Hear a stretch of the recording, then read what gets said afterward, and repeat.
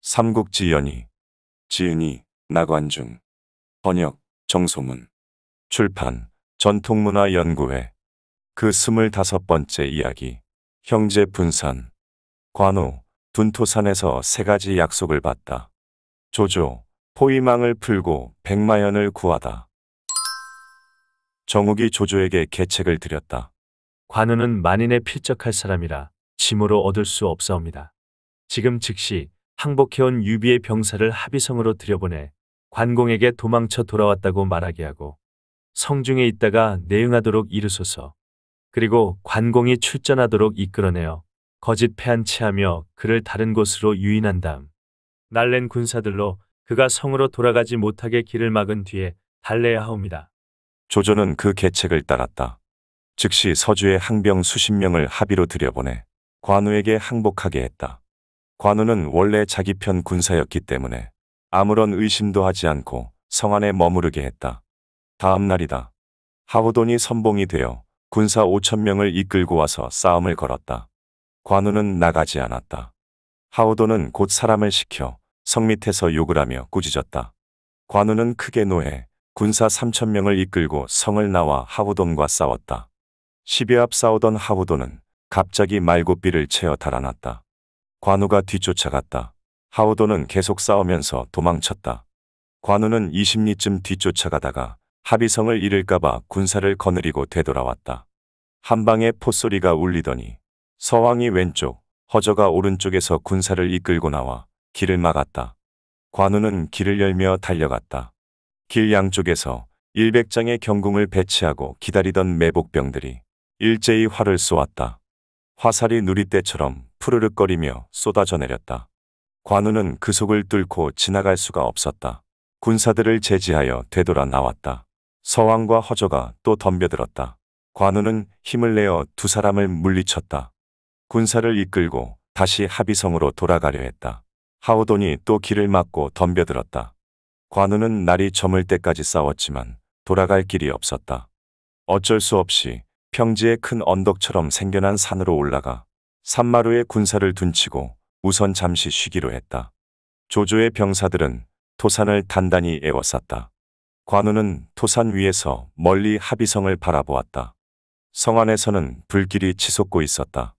성 안에 머물러 있던 서주 항병들이 몰래 성문을 열어주어 조조는 몸소 대군을 거느리고 성 안으로 들어와 관우를 체념시키기 위해 불을 놓았던 것이다.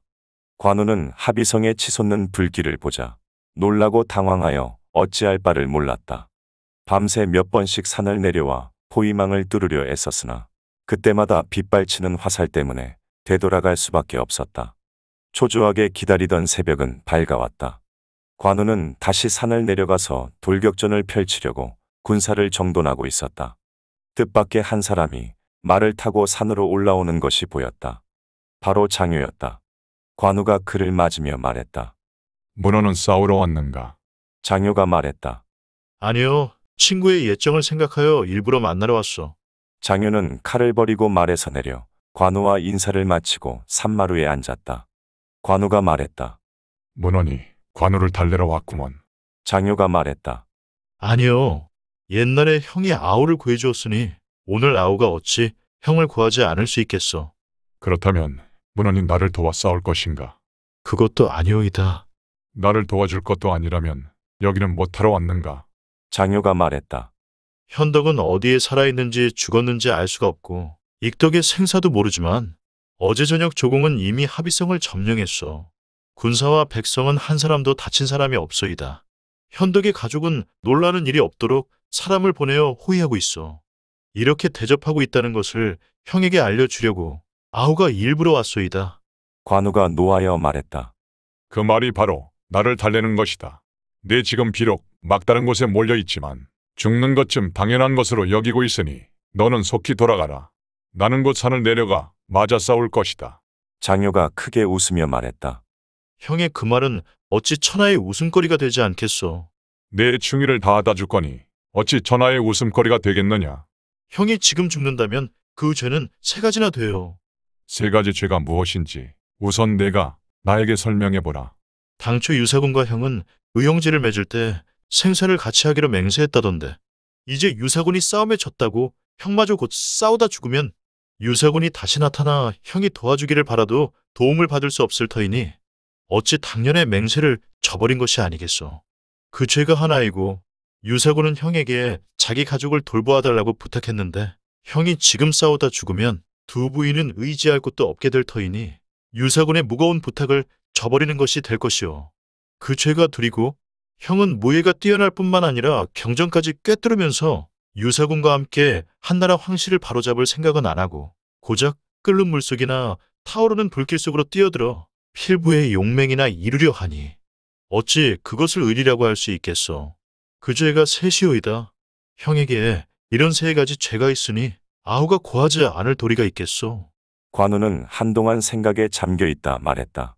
너는 나에게 세 가지 죄가 있다고 설득하여 나에게 어쩌라는 것이냐. 장효가 말했다. 지금 조공의 병사가 사방을 둘러싸고 있으니 형이 만약 항복하지 않는다면 반드시 죽을 것이오. 그러니 헛되이 죽는 것보다는 우선 조공에게 항복하여 유사군의 소식이나 알아보고 만일 어디 있다고 하면 즉시 그곳으로 가는 것이 나을 것이오. 그러면 첫째, 유사군의 두 부인을 보호할 수 있고 둘째, 도원에서 한 약속을 어기지 않을 수 있으며 셋째, 쓸모 있는 몸도 유지할 수 있어. 이런 세 가지 이점을 형은 깊이 살펴보기 바라오. 관우가 말했다. 형은 세 가지 이점을 말했지만 나에게는 약속받아야 할 세 가지 사항이 있어. 만일 승상이 들어준다면 나는 즉시 갑옷을 벗겠지만 만일 윤호하지 않는다면 나는 차라리 세 가지 죄를 받을지언정 죽을 것이오. 승상께서는 너그럽고 통이 크신데 무엇인들 들어드리지 않겠소이까? 세 가지 사항이 무엇인지 말씀해 보시오. 첫째, 나와 황숙은 함께 한나라를 붙잡아 세우기로 맹세했으니 나는 지금 다만 한나라 황제에게 항복하는 것이고 조조에게 항복하는 것이 아니며 둘째, 두 분 형수에게는 황숙의 복록과 생활용품을 대주고 상하인 누구든 일체 출입을 금지시키며 셋째, 유황숙이 간 곳만 알면 천리든 말리든 상관없이 즉시 작별하고 떠날 것이라는 것이오. 이 세 가지 사항 중 한 가지만 틀려도 결단코 항복하지 않을 터이니 문호는 빨리 해보해 주기 바라오.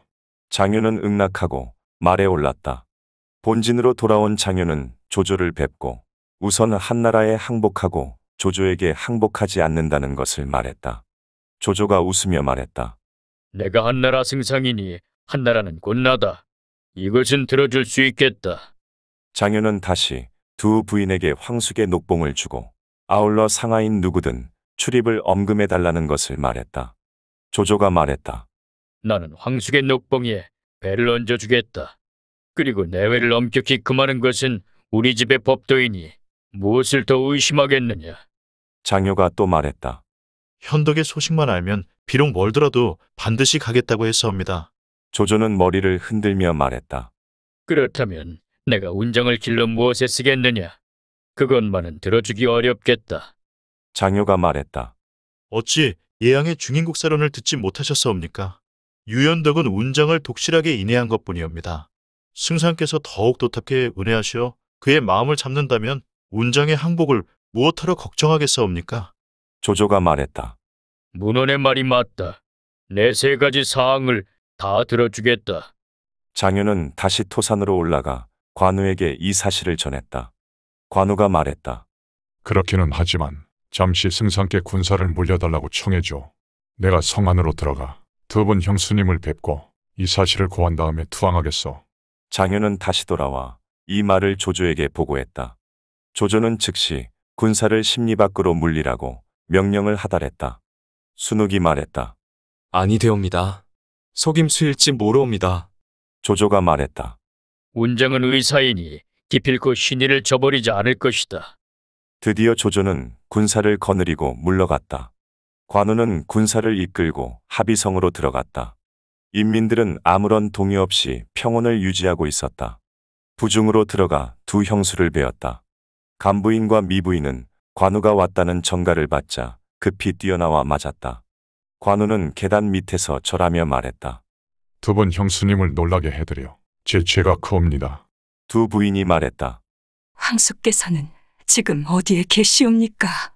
어디로 가셨는지 물어옵니다. 둘째 시숙께서는 지금 어찌하려 하시옵니까? 제가 성을 나가 죽기로 싸웠으나 토산에서 곤욕을 당하고 있었는데 장효가 나에게 투항을 권유했사옵니다. 나는 3가지 사항을 약속해달라고 요구했는데 조조는 모두 들어주겠다고 했사옵니다.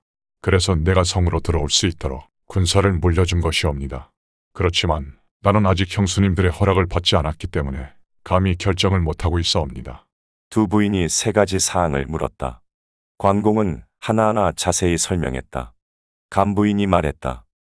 어제 조조의 군사가 입성하여 우리는 모두 죽었다고 생각했는데 군사 한 사람도 우리 집으로 들어오지 않고 손끝 하나 대지 않을 줄을 누가 생각이나 했으리까. 시수께서 이미 그러기로 하셨는데 무엇하러 번잡스럽게 우리 2 사람에게 물으시옵니까? 다만 조조가 다음날 시수께서 황숙을 찾아가지 못하게 하면 어쩌나 싶사옵니다. 관우가 말했다. 형수님들은 걱정하지 마소서. 제게도 생각이 있사옵니다. 두 부인이 말했다. 모든 일은 시수께서 알아서 처결하소서. 우리 같은 여인에게 물으실 것 없사옵니다. 관우는 인사하고 물러나왔다. 드디어 수십 길을 이끌고 와서 조조를 베었다. 조조는 몸소 원문으로 나와 맞았다. 관우는 말에서 내려 걸어 들어가 절을 했다.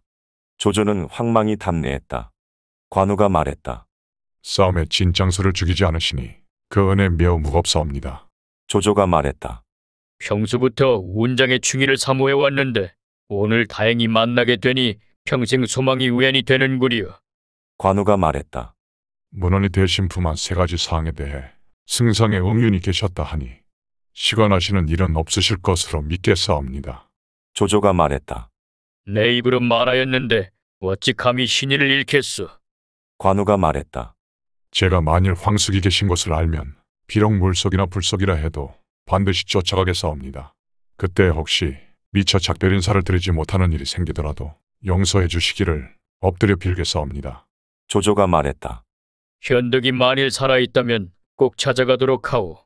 그러나 혼란통에 죽지 않았나 싶소. 공은 우선 안심하시오. 천천히 수소문해 봅시다. 관우는 절하며 고마워했다. 조조는 주연을 베풀어 대접했다. 다음 날이다. 조조는 군사를 거두어 허창으로 돌아가려고 길을 떴다. 관우는 수레를 준비하여 2 형수를 태우고 친히 수레를 호위하며 갔다.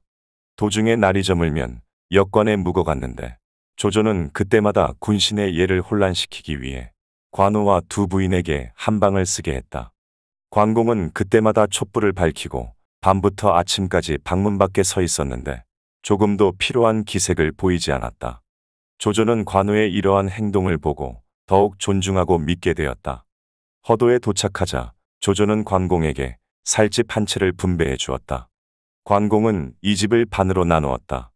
그리고 늙은 병사 10명을 뽑아 형수들이 거처하는 안채를 지키게 하고 자신은 바깥채에서 거처했다. 조조는 관공을 이끌고 조정으로 들어가 헌제를 베었다. 헌제는 관우를 부장군인 편장군에 명했다. 관공은 사안하고 집으로 돌아왔다. 다음 날이다. 조조는 큰 잔치를 베풀고 여러 모사와 무사들을 한자리에 모았는데 관우를 윗자리에 앉히고 객례로 대접했으며 또한 여러 가지 비단과 금 은그릇 등을 갖추어 보내주었다. 관우는 이것들을 모두 2 형수에게 보내어 갈무리하게 했다. 조조는 허도로 돌아온 이후부터 매우 후하게 관우를 대접했다. 사흘에 한 번씩 작은 연회를 열어주었고 닷새에 한 번씩 큰 연회를 열어주었다. 또한 10명의 미녀를 보내어 관우를 모시게 하였는데 관우는 그들도 모두 안채로 들여보내 2 분 형수를 모시게 했다. 관공은 또 3일에 한 번씩 안채 방문 밖에서 몸을 굽히고 예를 베풀며 2 분 형수의 안부를 물었는데 2 부인은 그때마다 황숙의 소식을 묻고 나서 시수께서는 편하실 대로 하소서. 해야 관우는 비로소 물러나 돌아왔다. 조조는 이런 이야기를 전해 듣자 또다시 관공에 대해 탐복해 마지 않았다. 조조는 어느 날 관우가 입고 있는 녹색 비단 점포가 낡을 대로 낡은 것을 보고 즉시 몸에 치수를 재어 다른 비단으로 점포 한 벌을 지어주었다. 관우는 점포를 받았다. 그리고 헌 점포를 벗고 새 점포를 입더니 그 위에 다시 벗어놓았던 헌 점포를 껴입었다. 조조가 웃으면서 말했다. 운장, 어찌 그렇게 검소하신가? 관우가 말했다. 제가 검소해서가 아니옵니다. 환전포는 바로 유황수께서 주신 것이옵니다. 제가 오늘까지 입고 있는 것은 형님의 얼굴을 뵙는 것 같기 때문이옵니다. 감히 승상께서 새로 주신 것 때문에 형님께서 전해주신 것을 잊어먹을까봐 위에 입었사옵니다. 조조는 탄식해 말했다. 참으로 의사시구려. 그러나 입으로는 칭찬했지만 조조의 마음은 실로 기쁘지 않았다. 하루는 관우가 집에 있었는데 갑자기 안채에서 하인이 달려나오며 아뢰었다. 두 부인께서 통곡을 하시다가 쓰러져 어찌해야 좋을지 모르겠사옵니다. 장군께서는 속히 들어가 보소서. 관우는 옷을 갖추어 입고 안채로 들어가 두 부인이 거처하는 방문 밖에 꿇어앉아 물었다. 두 분 형수님께서는 무엇 때문에 슬피오시옵니까? 간부인이 말했다. 내가 어젯밤에 꿈을 꾸었는데 황수께서 흙구덩이 속에 빠져 계시더이다. 깨어나서 미부인과 상의해보니 아마도 구천에 계신 것 같아 그래서 울었사옵니다. 관공이 말했다. 꿈은 믿을 수 없사옵니다. 그런 꿈은 형수님께서 혹시 그렇게 되지 않았을까 걱정하시기 때문에 꾸이는 것이옵니다. 제발 걱정하시지 마소서. 한참 이야기를 하고 있는데 마침 조조가 보낸 사람이 와서 관우에게 연회에 참석하기를 청했다. 관우는 두 형수와 작별하고 조조를 찾아가 뵈었다. 조조는 관우의 눈언저리에 눈물 자국이 있는 것을 보고 그 까닭을 물었다. 관우가 말했다. 두 분 형수님께서 형님을 생각하고 통곡하시는 바람에 제 마음도 슬퍼지지 않을 수 없었사옵니다. 조조는 웃으면서 걱정하지 말라고 위로하고 많은 술을 권하였다. 관공은 취하여 수염을 잡고 쓸어내리며 말했다. 살아서 국가에 보답하지 못하고 형님마저 등진 채 헛되이 사람 자리를 차지하고 있구나. 조조가 물었다. 운장, 수염이 몇 가닥이나 돼요? 대략 수백올은 될 것이옵니다. 매년 가을이면 너댓돌씩 빠지옵니다. 겨울에는 끊어질까봐 검은 비단 주머니 속에 담아둘 때가 많사옵니다. 조조는 엷은 비단으로 주머니를 만들어 관공에게 주고 수염을 잘 보호하라고 했다. 다음 날이다. 관우는 아침 조회에 들어가 헌제를 베었다. 헌제는 관우의 가슴에 비단 주머니가 달려있는 것을 보고 무엇이냐고 물었다. 관우가 아뢰었다. 신의 수염이 꽤 길기 때문에 승상께서 주머니를 주어 담았사옵니다. 헌제는 앞으로 와서 꺼내보라고 했다. 관우의 수염은 배 밑으로 뻗어내렸다. 헌제가 말했다. 참으로 수염이 아름다운 미영공이요. 이리하여 사람들은 그때부터 관우를 미영공이라고 불렀다. 하루는 관우가 조조의 초청을 받아 주연에 참석했다 돌아갈 때였다. 조조는 관우를 전송하러 집 밖으로 나왔다가 관우의 말이 비쩍 마른 것을 보고 물었다. 공의 말이 왜 이렇게 말랐어? 관공이 말했다. 천한 몸뚱이가 잠은 무거워 말이 지탱하지 못하기 때문에 늘 이렇게 마르는 듯 싶사옵니다. 조조는 좌우에게 말의 안장을 지워 끌고 오라고 했다. 말은 이내 끌려왔다. 그 말은 빛깔이 불덩이처럼 붉고 생김새도 무척 크고 훤칠했다. 조조가 가리키며 물었다.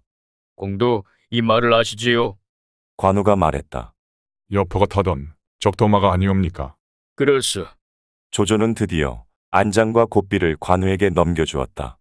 관우는 두 번 절하며 고맙다고 인사를 했다. 조조가 즐겁지 않은 투로 말했다. 내가 미녀와 황금과 비단을 여러 차례 보내주었는데도 공은 한 번도 고맙다는 인사를 하지 않더니 오늘 내가 말을 주자 이렇게 기뻐하며 절을 하니 어찌 사람은 천하게 여기고 말만 귀하게 여기시오.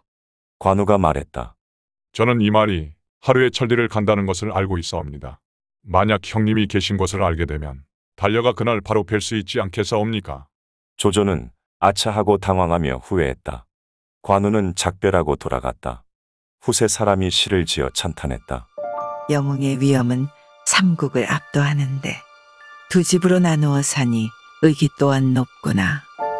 간사한 승상 몸 낮추고 허례로 대하니 관우가 항복하지 않을 줄을 어찌알랴. 조조가 장유에게 말했다. 나는 운장을 열지 않게 대접하는데 그는 어째서 늘 돌아갈 생각만 하느냐?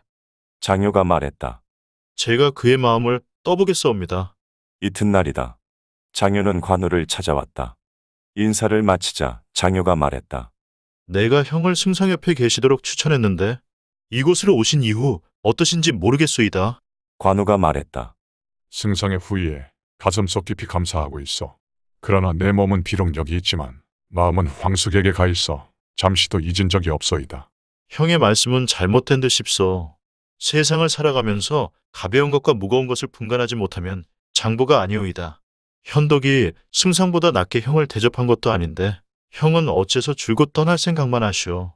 나는 진실로 조공께서 나를 극진히 대접하는 것을 알고 있어. 그러나 어쩌겠소.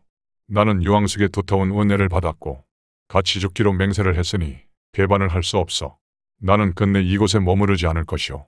만일 공을 세워 조공의 은혜를 갚게 되면 떠날 것이오. 만약 현덕이 이미 세상을 떠났다면 공은 어디로 가시겠소? 지하까지 따라갈 작정이오. 장윤은 끝내 관우를 잡을 수 없다는 것을 알았다. 물러나 돌아와 조조를 뵙고 사실대로 고했다. 조조가 한탄하며 말했다. 한 주인을 끝까지 잊지 않으니 참으로 천하의 의사이다. 순욱이 말했다. 그의 말이 공을 세운 다음에 가겠다고 했다니 만일 그에게 공을 세우지 못하게 하면 가지 않을 것이옵니다. 조조는 그 말을 옳게 여겼다. 한편 현덕은 기주에 있었지만 잠시도 번뇌를 떨쳐버릴 수 없었다. 원소가 말했다. 현덕은 무엇 때문에 늘 근심이 가득하오? 현덕이 말했다. 두 아우는 소식도 모르고 가족은 조조의 손에 떨어져 있나이다. 위로는 나라에 보답하지 못하고 아래로는 가족도 보호하지 못했으니 어찌 근심하지 않을 수 있겠사옵니까? 원소가 말했다. 나는 오래전부터 허도로 진격하려 했소. 바야흐로 지금은 따뜻한 봄이니 군사를 일으키기에 마침 좋을 때요. 그래서 원소는 즉시 조조를 깨부술 계책을 협의했다. 전풍이 간했다. 전번에는 조조가 서주를 공격하느라고 허도를 비웠었는데 그때는 미처 진격하지 못했사옵니다. 지금은 이미 서주를 격파하여 조조 군사의 사기가 한창 올라 있사옵니다. 가벼이 대적해서는 아니되옵니다. 진득하니 기다리는 것이 낫사옵니다. 기다리다가 그들이 틈을 보이거든 움직이소서. 원소가 말했다. 내가 좀 생각해 보겠다. 그리고는 현덕에게 물었다. 전풍이 나에게 굳게 지키라고 권하는데 어찌하겠소? 현덕이 말했다. 조조는 임금을 속이는 역적이옵니다. 명공께서 만일 토벌하지 않는다면 천하의 대의를 잃지 않을까 싶사옵니다. 원소가 말했다. 현덕의 말씀이 매우 훌륭하오. 드디어 원소는 군사를 일으키려 했다. 전풍이 다시 간했다. 원소가 노하여 말했다. 너희들은 문사나 농하고 무력은 업신여기면서 나에게 대의를 잃게 할 작정이냐? 전풍이 머리를 조아리며 말했다. 만일 신의 좋은 계책을 받아들이지 않으시고 군사를 출동하시면 이롭지 못할 것이옵니다. 원소는 크게 노해 전풍을 목베어 죽이려 했다. 현덕이 극력 말리자 옥에 가두었다. 저수는 전풍이 옥에 갇히는 것을 보고 종족들을 모아놓고 자신의 전 재산을 나누어주며 작별 인사를 했다. 나는 군사를 따라 싸우러 가오. 이긴다면 위세가 더할 수 없게 되겠지만 진다면 한 몸도 보전할 수 없게 될 것이오. 사람들은 모두 눈물을 흘리며 전송했다. 원소는 대장 알량을 선봉으로 삼아 백마현으로 진격하게 했다. 저수가 간했다. 알량은 성정이 편협하여 비록 날래고 용감하기는 하오나 그에게 전담시켜서는 아니되옵니다. 원소가 말했다. 나의 상장이다. 너희들이 추단할 수 있는 사람이 아니다. 원소의 대군은 전진하여 여양에 다다랐다. 동군 태수 유연이 허창으로 급보를 띄웠다. 조조는 황급히 군사를 일으켜 적을 막고자 의논했다. 관우가 이 소식을 듣고 상부로 들어와 조조를 뵙고 말했다. 듣자니 승상께서 군사를 일으키신다는데 원하오니 저를 전부로 삼아주소서. 조조가 말했다. 장군까지 번거롭게 할 것은 못돼요. 언젠가 그럴 일이 있으면 꼭 부탁하리다. 관우는 물러날 수밖에 없었다. 조조는 15만 명의 군사를 3개 부대로 나누어 이끌고 갔다. 도중에서 또다시 영거푸 화급을 아래는 유연의 문서를 받았다. 조조는 먼저 5만 명의 군사를 이끌고 직접 백마현으로 가서 토산을 등지고 영체를 세웠다. 토산에 올라 바라보니 산압 펀펀한 내와 광막한 들판에 알량의 전방부대 10만 명의 정예병이 진세를 벌려놓고 있었다. 조조는 깜짝 놀라 해괴하게 여기며 여포의 옛 장수 송원을 돌아보고 말했다. 내 듣자니 너는 여포 부하의 맹장이라던데 이제 알량과 한번 싸워보겠느냐?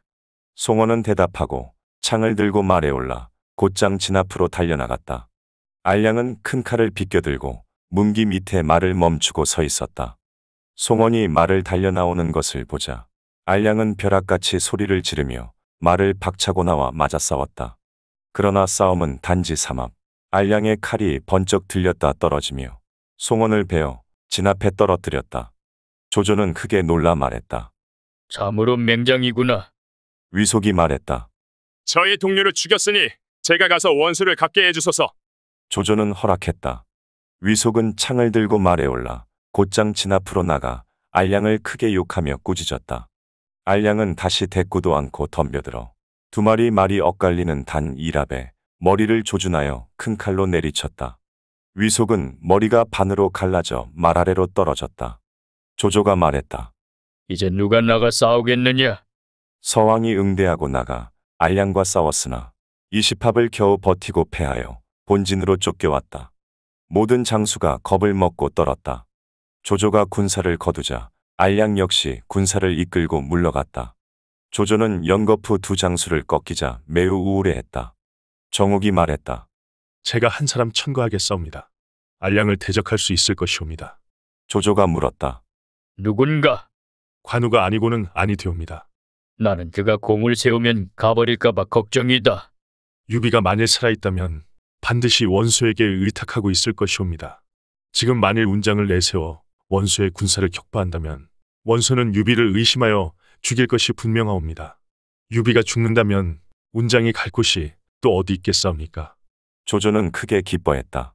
드디어 사람을 보내 관우를 청했다. 관우는 즉시 안으로 들어가 두 형수에게 작별 인사를 했다. 두 형수가 말했다. 시수, 이번에 가시거든 황숙의 소식 좀 알아보소서. 관우는 대답하고 밖으로 나왔다. 청룡도를 들고 적토마에 올라 종자 몇 사람을 이끌고 곧장 백마현으로 와서 조조를 베었다. 조조는 알량이 연달아 두 장수를 죽였으며 그 용기를 당할 수 없어 특별히 상의하고자 운장을 청했다고 설명했다. 관우가 말했다. 제가 한번 살펴보겠사옵니다. 조조는 주연을 베풀며 상대했다. 뜻밖의 알량이 싸움을 걸고 있다고 아뢰어왔다. 조조는 관공을 이끌고 토산으로 올라가 살펴보았다. 조조와 관우는 앉고 여러 장수는 둘러섰다. 조조가 산 밑에 알량이 배설한 진세를 가리켰다. 온갖 깃발이 선명하게 나부끼고 무수한 창과 칼들이 질서 있게 벌려서 위세가 대단했다. 조조가 관우에게 말했다. 하북의 인마가 저렇게 웅장하오. 관우가 말했다. 제가 보기에는 흙으로 빚은 닭, 토개나 흙으로 빚어 구운 게 와경 같사옵니다. 조조는 또다시 손가락으로 가리키며 말했다. 저 장수의 지휘기와 일산 아래 수놓은 전포와 도구만 갑옷 차림으로 칼을 들고 말 위에 앉아있는 자가 바로 알량이요. 관우는 눈을 들어 한번 바라보고 말했다. 내가 보기에 알량은 불을 꽂아 사표를 하고 머리를 팔러 나온 것 같사옵니다. 조조가 말했다. 가벼이 보아서는 아니 될 것이오. 관우는 자리에서 일어나며 말했다. 제가 비록 재주 없지만 나가게 해주소서. 만군 속으로 들어가 그의 수급을 따다가 승상께 바치겠사옵니다. 장효가 말했다. 군중에는 농담이 없어. 운장은 가벼이 말해서는 아니 될 것이오. 관우는 분격하여 말에 오르더니 청룡도를 뻗쳐들고 산을 뛰어내려갔다. 봉환을 부릅뜨고 와잔미를 고추 세운 채 곧장 상대편 진지로 돌진에 들어가자 하북의 군사들은 파도처럼 양옆으로 갈라졌다. 관공은 곧장 알량에게로 달려갔다. 알량은 마침 휘게 밑에 있다가 관공이 돌진해 오는 것을 보고 막 물으려 하는데 관공의 적토마가 어찌나 빨랐던지 벌써 눈앞으로 뛰어들고 있었다. 알량은 미처 손을 쓰지도 못하고 운장이 내리치는 칼을 맞고 말 아래로 떨어졌다. 관우는 후딱 말에서 내리더니 알량의 수급을 베어 말목 밑에 달아매었다. 그리고 다시 몸을 날려 말에 오르더니 칼을 들고 진지를 빠져나왔다. 마치 무인지경을 다녀오듯 했다. 하북의 군사와 장수들은 싸우지도 않았는데 스스로 혼란에 빠졌다. 조조의 군사는 이런 기세를 타고 공격해 들어갔다. 죽은 자가 셀 수도 없었고 빼앗은 말과 무기가 극히 많았다. 관공은 말을 놓아 토산으로 올라왔다. 여러 장수가 모두 칭하하였다. 관우는 알량의 수급을 조조 앞에 바쳤다. 조조가 말했다. 장군은 참으로 신인이요. 관우가 말했다. 저는 좋기 잃을 것도 못되옵니다. 내 아우 장익덕은 100만 적군 속으로 들어가 상장의 목베기를 마치 식은 죽 먹듯 하옵니다. 조조가 크게 놀라 옆에 있는 사람들을 돌아보며 말했다. 다음에 만일 장익덕을 만나거든 가벼이 대적해서는 아니 될 것이다. 그리고 잊지 않도록 옷깃 안쪽에 써놓으라고 했다. 한편 알량의 패장군은 쫓겨 돌아오다가 도중에서 원소를 만나 뵙고 이렇게 아뢰었다. 얼굴이 뻘겋고 수염이 길며 큰 칼을 쓰는 장수 한 사람이 혼자 말을 타고 우리 진으로 들어와 안장군의 목을 베어갔사옵니다. 이 때문에 크게 패했사옵니다. 원소가 놀라 물었다. 그 사람이 누구냐? 저수가 말했다. 그는 필시 유연덕의 아우 관운장일 것이옵니다. 원소가 크게 노해 현덕을 가리키며 말했다. 내 아우가 나의 애장을 죽였으니 반드시 너와 내통했을 것이다. 너 같은 것을 살려도 무엇에 쓰겠느냐? 즉시 도부수를 불러 현덕을 끌어내다 목 베어 죽이라고 외쳤다. 바로 처음 만났을 때는 좌상의 손이더니 이날은 영락없는 계하의 죄수일세 이다. 현덕의 목숨이 어찌 될지 모르겠다.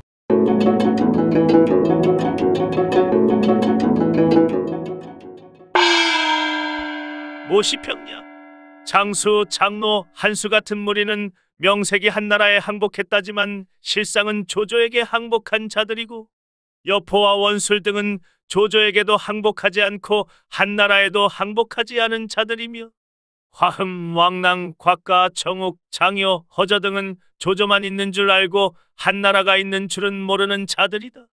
그리고 순욱과 순유는 한나라가 바로 조조고 조조가 바로 한나라라고 잘못 인식하여 한나라는 분명 조조의 것이 아니고 조조의 것이라면 한나라일 수 없다는 것도 모르는 자들이다. 그러나 관우는 한나라는 한나라고 조조는 조조라고 한나라와 조조를 확실하게 구분하여 명백히 밝히고 있다. 그의 이런 대단한 학문과 견식은 춘추를 숙독하지 않고서는 이룰 수 없는 것이다. 조조는 군중에 염탐꾼이 많았으니 유비가 원소에게 있다는 사실을 이미 탐지하였겠지만 간사한 조조가 관우의 이목을 가리기 위해 숨기려 했다면 관우를 속이기가 또한 무엇이 그리 어려웠겠는가. 관우는 내가 공을 세워 조조에게 보답한 다음에 가겠다고 했으니 그가 원소의 장수를 죽이는 것은 바로 유비에게로 돌아갈 수 있는 바탕이라고 할 수 있다. 조조는 이 일이 관우가 유비에게 돌아갈 수 있는 길을 스스로 끊는 것임을 알았지만 관우는 알지 못했고 이 일로 유비에게로 돌아가려는 자신의 뜻을 이루려 했다. 그렇기 때문에 관우를 나무랄 수는 없다.